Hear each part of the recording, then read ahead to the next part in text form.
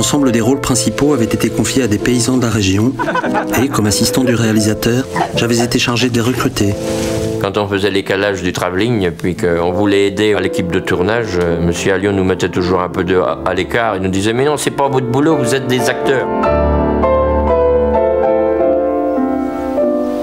On n'a pas voulu vous le faire voir sûrement, mais c'était la fête quoi pour nous.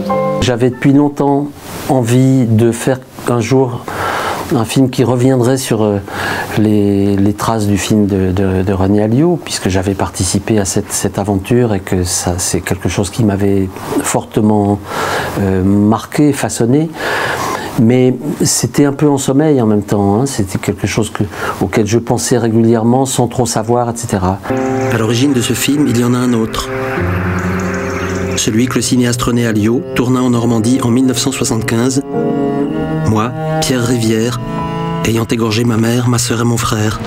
Je ne dirais pas le cinéma fait du bien. Il y a des films qui peuvent faire du bien et des films qui peuvent faire du mal.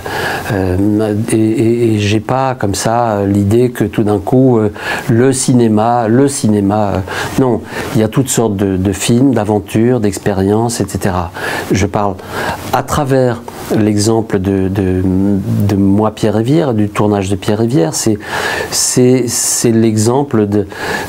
C'est une aventure qui a été forte, une aventure de cinéma, une aventure humaine qui a été forte. Ces deux aspects étant tout à fait indissociables. 30 ans ont passé. J'ai décidé de retourner en Normandie, à la rencontre des acteurs éphémères de ce film. Je fais des films, je dirais, à partir de rencontres. Et je dis souvent, je fais davantage des films avec que des films sur. C'est une nuance qui est tout à fait importante pour moi.